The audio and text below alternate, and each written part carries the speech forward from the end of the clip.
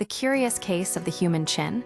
Why only we have one? For as long as humans have been able to look in a mirror, they've noticed something strange. We're the only species with a chin. This bony protrusion, jutting out below our teeth, is absent even in our closest primate relatives. It's so unique that anthropologists rely on it to identify Homo sapiens fossils. But why? The answer, as it turns out, is far more complicated than it seems. The problem with defining a chin, the first hurdle, is simply defining a chin. Some animals, like elephants and manatees, have protruding lower jaw structures. But these aren't the same T-shaped features that characterize the human chin.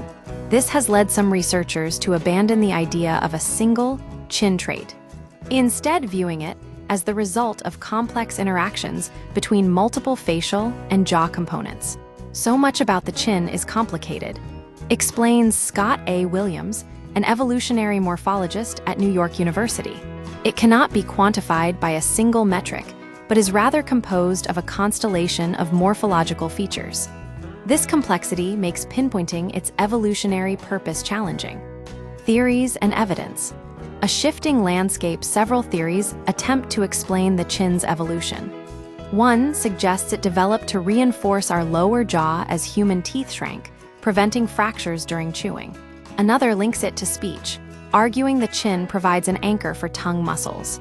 A third proposes that chin prominence varies due to sexual selection, meaning those with more defined chins may have been favored by mates. Recent research, however, casts doubt on these direct adaptations. Noreen von Krammen-Taubedel at the University at Buffalo led a study analyzing dozens of head and jaw traits across 15 hominoids: humans, ancestors, gorillas, chimpanzees, etc. Her team found that only 3 of 9 chin-related traits showed signs of direct evolutionary selection. The spandrel hypothesis, a side effect of evolution. The findings suggest the human chin might be what biologists call a spandrel, an architectural term borrowed to describe a feature that arises as a byproduct of other evolutionary changes, rather than through direct selection. This concept, popularized by Stephen Jay Gould and Richard Lewontin in 1979, challenges the assumption that every trait must serve a specific purpose. As von Krammen-Taubedel explains, instead, it appears that structurally, we have to have a chin, but not because the chin evolved to have a particular function. This means the chin may not have developed for anything, but rather as an unavoidable consequence of other changes like bipedalism and brain expansion. The mystery remains, not arbitrary but still unexplained. While the chin may not have evolved for a specific reason, that doesn't make it meaningless. It remains a defining feature of our species, present in every human today.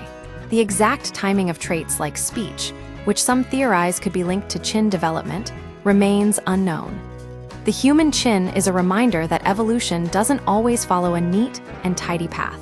Sometimes, features emerge as accidental byproducts of larger shifts in anatomy and behavior. Further research is needed to fully unravel this evolutionary puzzle. But for now, the chin stands as a fascinating quirk of human anatomy.